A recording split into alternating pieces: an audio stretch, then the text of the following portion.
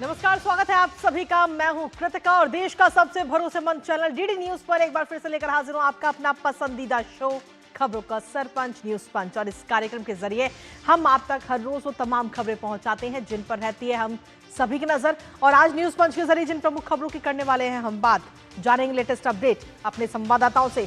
सबसे पहले एक नजर उन प्रमुख खबरों पर। तो सबसे पहले टॉप लाइन्स में सबसे पहले बात करेंगे आसियान समिट की। जी हां, जहां सीमाओं पर सन्नाटा अब नजर आएगा। कंबोडिया और थाईलैंड में अब सीज फायर पर हस्ताक्षर किए जा चुके हैं। इसके अलावा आज से आपको बता दें कि आसियान समिट जो है वो भी शुरू हो चुका है। और इस बार आसियान समिट में किन किन अहम मुद्दों को लेकर चर्चा होगी सभी 10 देशों के बीच में, क्योंकि लेकिन अब 10 के बाद में अब एक देश को और इसमें जोड़ा गया है। कौन सा वो देश है, बताएंगे इस पूरी खबर के बारे में विस्तार से आपको। इसके साथ ही जो दूसरी प्रमुख खबर वो है डोनाल्ड ट्रंप से जुड़ी हुई, जहां एंटी टैरिफ विज्ञापन पर डोनाल्ड ट्रंप आग बबूला हो गए और कनाडा पर 10% और टैरिफ का बोझ लाद दिया है। आखिर कौन सा ये विज्ञापन है जिसको लेकर काफी नाराज डोनाल्ड ट्रंप नजर आए, वो भी आपको बताएंगे। लेकिन इसके साथ ही जो तीसरी प्रमुख खबर वो है अभिनेता सलमान खान से जुड़ी, यानी कि जिन्हें हम प्यार से भाईजान कहते हैं, जिनसे इस समय पाकिस्तान चिढ़ गया है। आखिर क्यों पाकिस्तान नाराज है इस समय सलमान खान से? आखिर सलमान खान ने ऐसा क्या बयान दिया जिससे पाकिस्तान आग बबूला है, बताएंगे आपको इस खबर के बारे में भी विस्तार से आपको। तो चलिए शुरुआत करते हैं आज के न्यूज पंच की पहली और प्रमुख खबर के साथ। और सबसे पहली और प्रमुख खबर आसियान समिट की, जहां मलेशिया की राजधानी कुआलालंपुर में आज से 2 दिवसीय आसियान शिखर सम्मेलन का आगाज हो गया है, जिसकी थीम है इनक्यूबर्सिटी एंड सस्टेनेबिलिटी। और खास बात यह है कि भारत आसियान समिट में प्रधानमंत्री नरेंद्र मोदी वर्चुअल माध्यम से जुड़ेंगे और भारत की तरफ से इस समिट में विदेश मंत्री डॉक्टर एस जयशंकर भी हिस्सा ले रहे हैं। मलेशिया में आयोजित शिखर सम्मेलन में भाग लेने के लिए अमेरिकी राष्ट्रपति डोनाल्ड ट्रंप भी मलेशिया पहुंच चुके हैं। साथ ही आपको यह भी बता दें कि आसियान दक्षिण पूर्व एशिया के 10 देशों का मंच था, जिसमें अब 11वें देश के रूप में तिमोर लेस्ते भी शामिल हो चुका है। और इस शिखर सम्मेलन में व्यापार, सुरक्षा, शिक्षा और संस्कृति जैसे तमाम मुद्दों पर बातचीत होगी। करेंगे चर्चा और जानेंगे लेटेस्ट अपडेट अपने संवाददाताओं से। उससे पहले आपको दिखाते हैं इससे जुड़ी हुई बड़ी खबर, जहां कंबोडिया और थाईलैंड में अब सीज फायर पर हस्ताक्षर हो चुके हैं। तो जी हां, कंबोडिया और थाईलैंड का सीज फायर विस्तार, जिसमें ट्रंप ने मध्यस्थता की है। और इसको लेकर डोनाल्ड ट्रंप की तरफ से कहा गया कि हमने असंभव को भी संभव किया है। हस्ताक्षर अब हो चुके हैं इसको लेकर के। साथ ही मंदिर को लेकर ये पूरा दोनों देशों के बीच में विवाद हुआ था। 5 दिनों तक काफी ये संघर्ष भी हम सभी ने देखा और इस संघर्ष में 48 की मौत हुई, सैकड़ों लोग इसमें घायल हुए थे। लेकिन अब फिलहाल सीज फायर पर हस्ताक्षर हो चुके हैं, जिसको लेकर डोनाल्ड ट्रंप ने कहा है कि असंभव को भी संभव हमने कर दिखाया है। ये बात डोनाल्ड ट्रंप की तरफ से कही गई है। तो सबसे बड़ी खबर आप तक पहुंचा रहे, जहां कंबोडिया थाईलैंड का सीज फायर विस्तार। लेकिन इसके साथ ही मलेशिया में जो आसियान समिट है उसके बारे में अगर हम देखें तो राजधानी कुआलालंपुर में ये समिट जारी है। आज ये शुरू हुआ है ये समिट, और इस समिट में अलग अलग देशों के नेता इसमें हिस्सा लेते हुए नजर आ रहे हैं। इंक्लूसिविटी एंड सस्टेनेबिलिटी इस बार की इस समिट की थीम है। और इसके साथ ही इस समिट में व्यापार है, सुरक्षा है, शिक्षा और संस्कृति जैसे बड़े और अहम मुद्दों पर बातचीत इन सभी नेताओं के बीच में होगी। इसके साथ ही इस समिट में शामिल होने के लिए अमेरिकी राष्ट्रपति डोनाल्ड ट्रंप भी पहुंच चुके हैं। 2017 के बाद पहली बार इस सम्मेलन में विदेश मंत्री डॉक्टर एस जयशंकर भी शामिल हो रहे हैं और भारत का नेतृत्व करते हुए नजर आ रहे हैं विदेश मंत्री डॉक्टर एस जयशंकर। इसके साथ ही आपको बता दें कि प्रधानमंत्री नरेंद्र मोदी भी वर्चुअली इस कार्यक्रम में भारत आसियान समिट में शामिल होते हुए नजर आएंगे, उसको संबोधित भी करेंगे। और साथ ही इस समिट में विजन 2045 को अपनाया जाएगा। 2045 के विजन को इसमें अपनाया जाएगा, यानी कि कुल मिलाकर अगर हम देखें तो कई सारे अहम मुद्दे हैं जिनको लेकर इस बार इस समिट में चर्चा होनी है। लेकिन अगर भारत आसियान समिट की अगर हम बात करें तो वो अपने आप में कितना महत्वपूर्ण है वो भी जानना बहुत जरूरी है। भारत आसियान की अगर हम बात करें तो साझेदारी की नई ऊंचाइयां हैं। व्यापार और निवेश के हिसाब से आसियान भारत का चौथा सबसे बड़ा व्यापारिक समझौता, और साथ ही 2022-23 में 122 अरब डॉलर का व्यापार हुआ था दोनों के बीच में। भारतीय कंपनियों ने ऊर्जा, खनन, फार्मा क्षेत्रों में भी अपना निवेश बढ़ाया। तो ये तो बात रही व्यापार और निवेश की। लेकिन इसके साथ ही आपको बता दें कि भारत, म्यांमार, थाईलैंड की अगर हम बात करें, कनेक्टिविटी की बात करें तो Bharat Myanmar Thailand highway, Kaladan जैसे प्रोजेक्ट भी कारगर साबित हुए हैं। व्यापार और जो आवाजाही है वो भी काफी आसान होती हुई बीते कुछ सालों में नजर आई है। सिंगापुर, मलेशिया के साथ भारत भी लगातार काम कर रहा है और खास तौर पर डिजिटल की जिस तरीके से हम बात करते हैं, डिजिटल तकनीक जैसे सेमीकंडक्टर पर भी सीधे तौर पर फोकस है। तो ये तो बात रही कनेक्टिविटी की, लेकिन अब बात सुरक्षा और सहयोग की, क्योंकि सुरक्षा सहयोग की अगर हम बात करें तो 2023 में भारत आसियान का पहला संयुक्त नौसैनिक अभ्यास हुआ और इस अभ्यास की अगर हम बात करें तो समुद्री सुरक्षा, आपदा प्रबंधन और क्वाड सहयोग इस दौरान नजर आए और भारत को भरोसेमंद कहीं ना कहीं ये साझेदार बनाते हुए नजर आते हैं।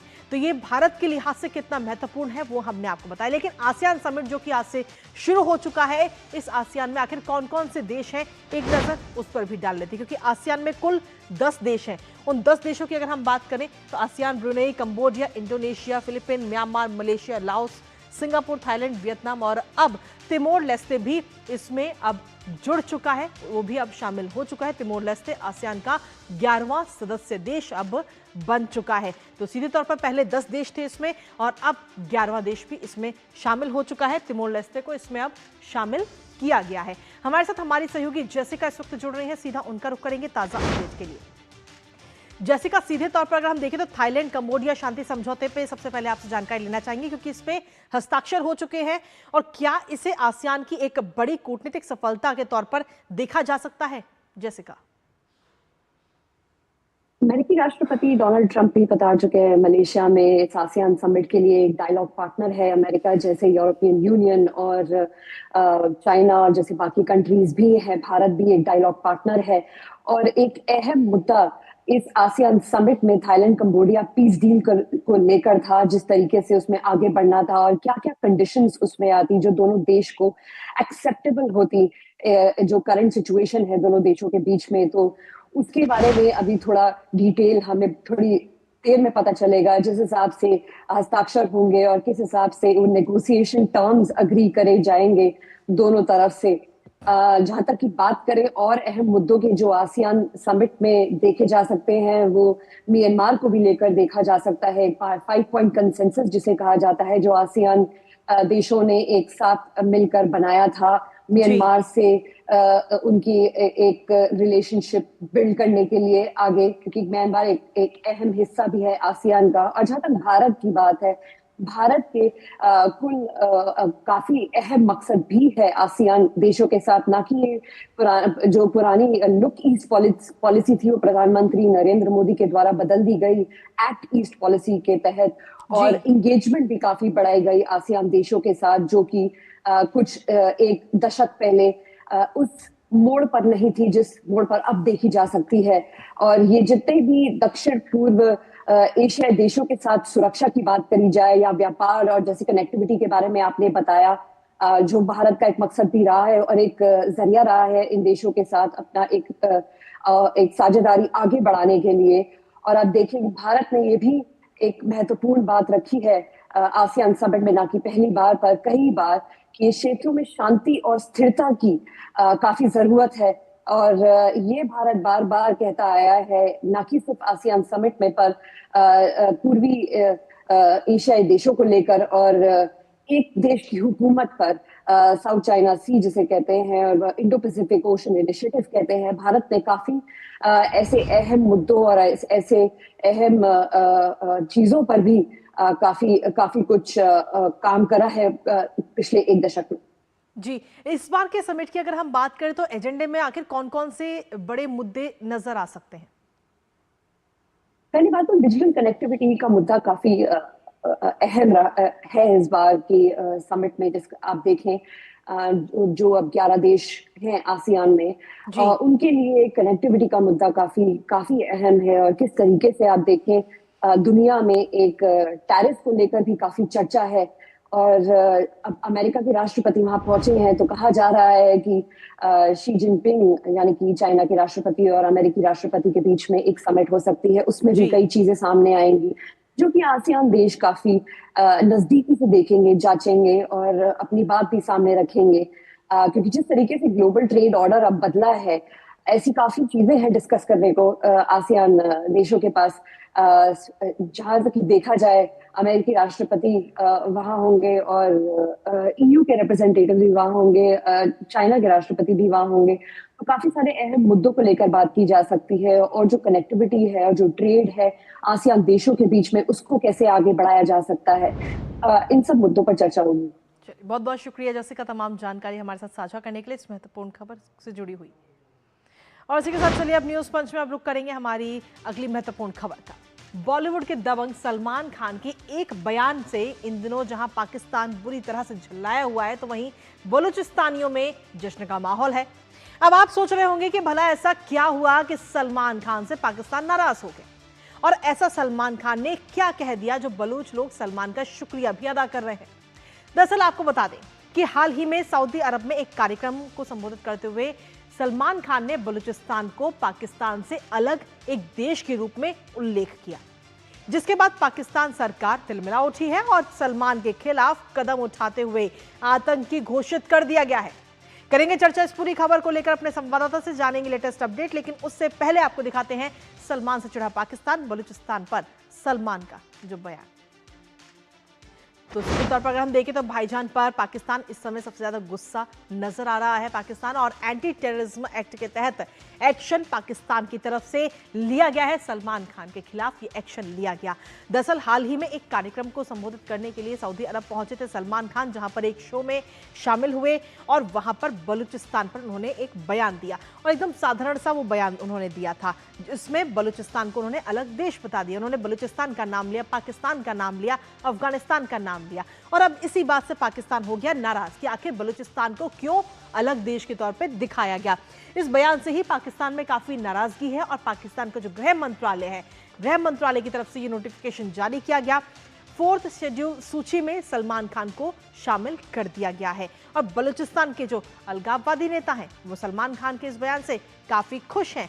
अब आपको दिखाते हैं कि आखिर सलमान खान का वो कौन सा बयान था जिस बयान को लेकर इस वक्त पाकिस्तान सबसे ज्यादा नाराज है।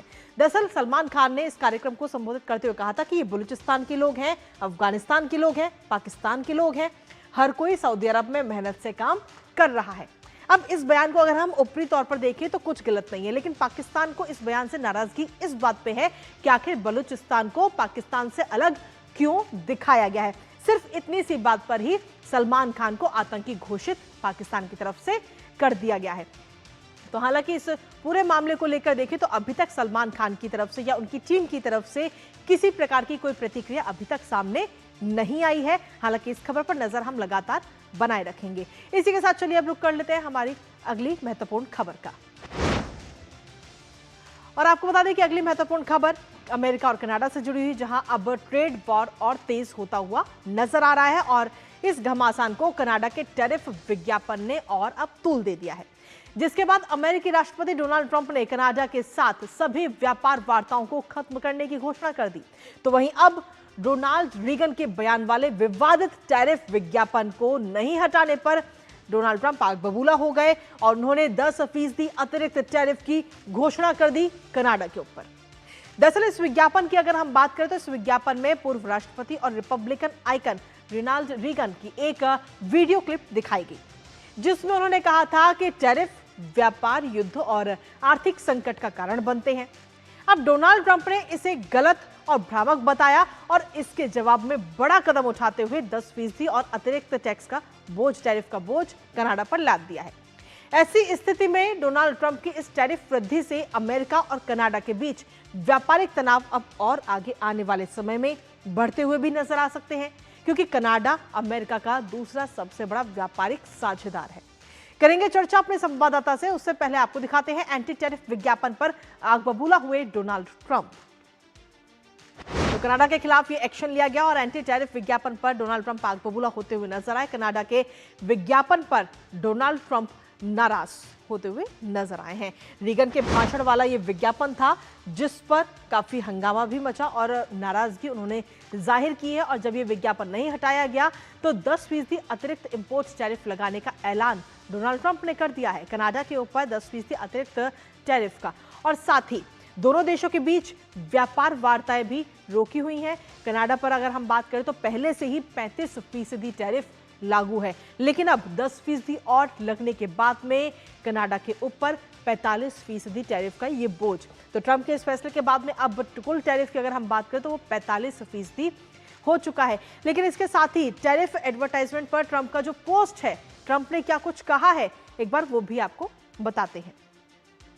डोनाल्ड ट्रंप ने सीधे तौर पर ये पोस्ट किया है। Well, Canada lied. I mean, what they did was terrible. They made up a fake statement by President Reagan.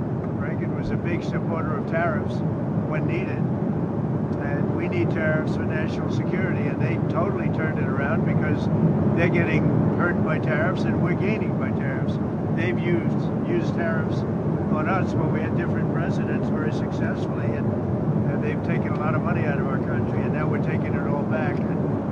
And so they went out and they made a fake commercial.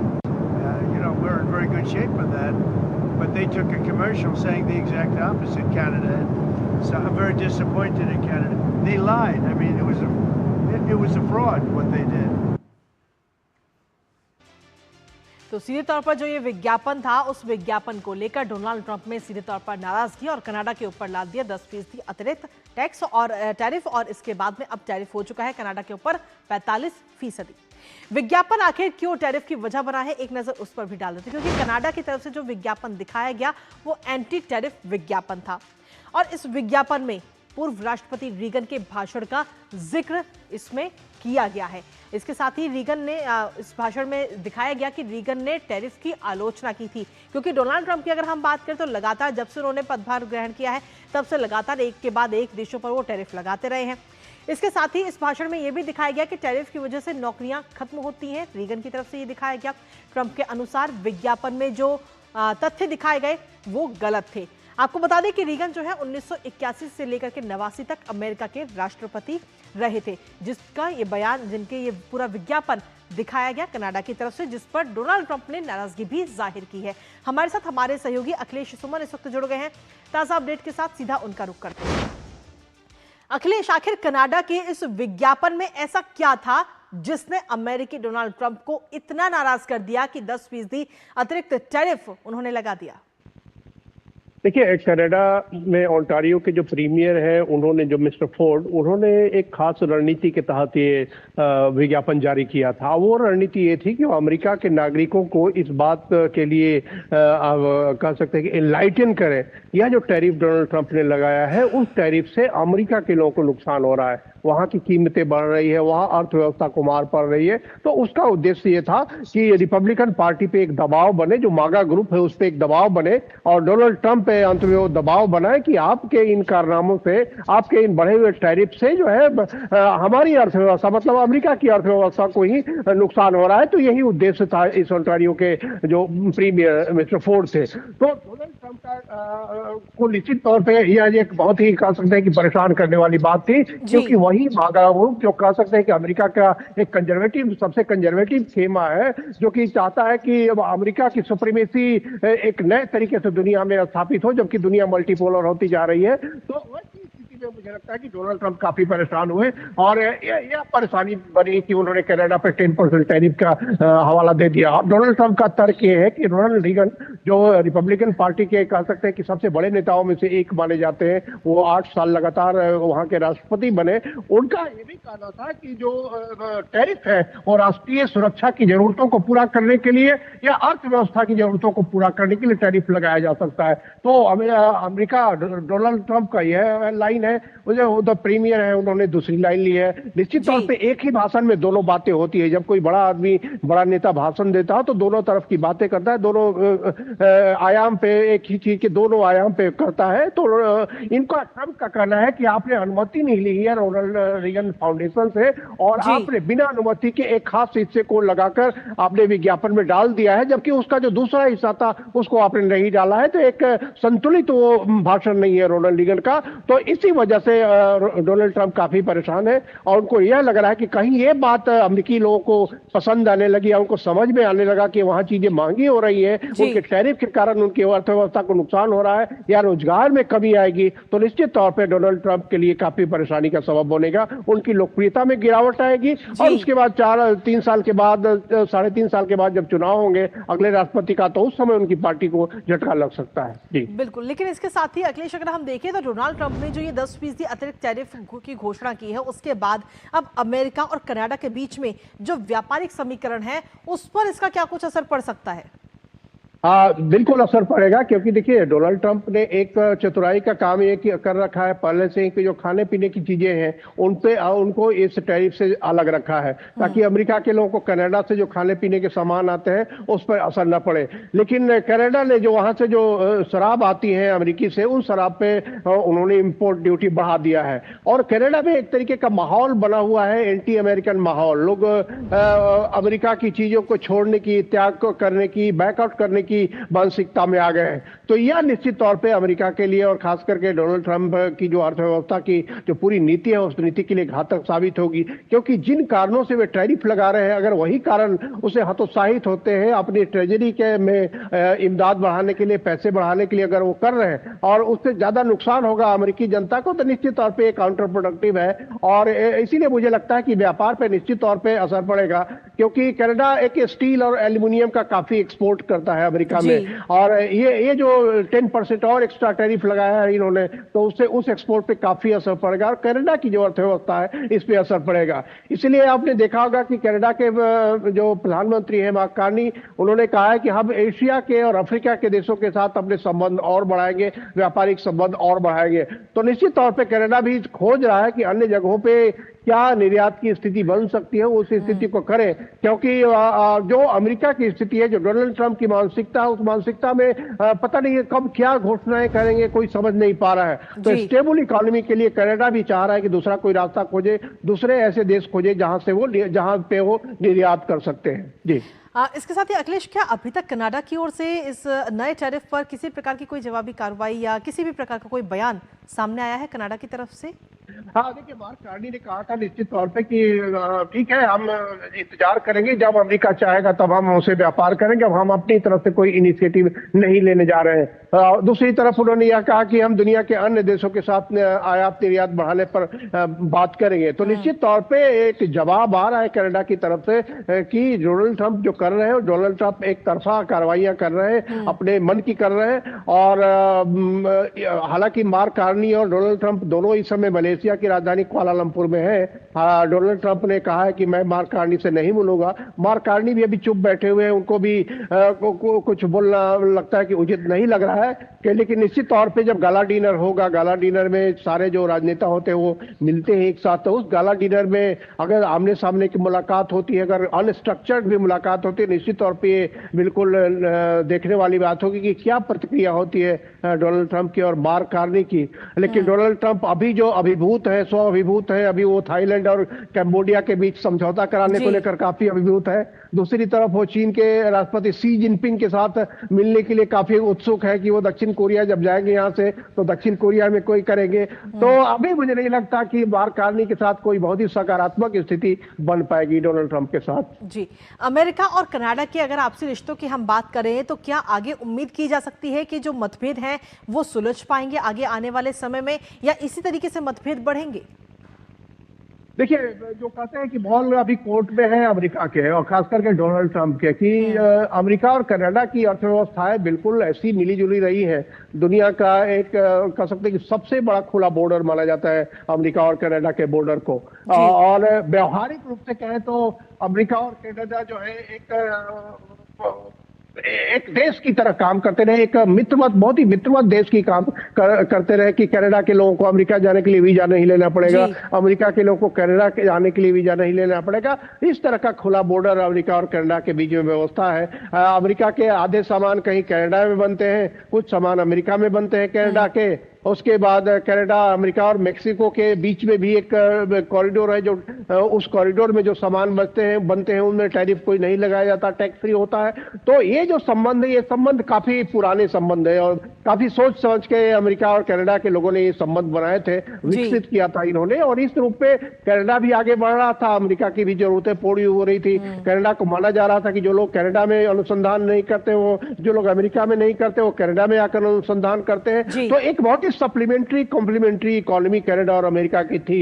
लेकिन निश्चित तौर पर Donald Trump जिस तरह की कार्रवाइयां कर रहे हैं, उससे निश्चित तौर पर इनके आपसी संबंधों पर असर पड़ रहा है, और खास करके असर पड़ रहा है जो भावनात्मक एक संबंध है कनाडा और अमेरिका के बीच में, एक जो फ्रेटर्नल जो ब्रदरली रिलेशनशिप है, उस रिलेशनशिप पे असर पड़ रहा है। और कनाडा में कहे तो एक तरह से अमेरिका विरोधी भावनाएं, डोनाल्ड ट्रंप विरोधी भावनाएं काफी जोर पकड़ रही हैं, जो आमतौर पर ऐसा नहीं होता कि एक दूसरे किसी एक देश के नेता के खिलाफ दूसरे देश में, खास करके मित्रवत देश में, इस तरह के बायकॉट जैसी कॉल करने लगे लोग। तो इस तरह की स्थिति बन रही है। तो निश्चित तौर पर दोनों देशों के बीच के संबंधों में काफी बड़ी खटास है, और इसे दूर करने के लिए सबसे पहले जो पहल लेनी पड़ेगी वो डोनाल्ड ट्रंप को ही लेनी पड़ेगी। चलिए, बहुत बहुत शुक्रिया अखिलेश, तमाम जानकारी हमारे साथ साझा करने के लिए। इस महत्वपूर्ण खबर से जुड़ी हुई लगातार इस पर आप अपनी नजर बनाए रखिएगा। और इसी के साथ फिलहाल न्यूज़ पंच में मुझे और हमारी पूरी टीम को दीजिए अनुमति। कल सुबह फिर होगी आपसे मुलाकात सुबह 10:30 बजे, लेकिन तब तक के लिए नमस्कार।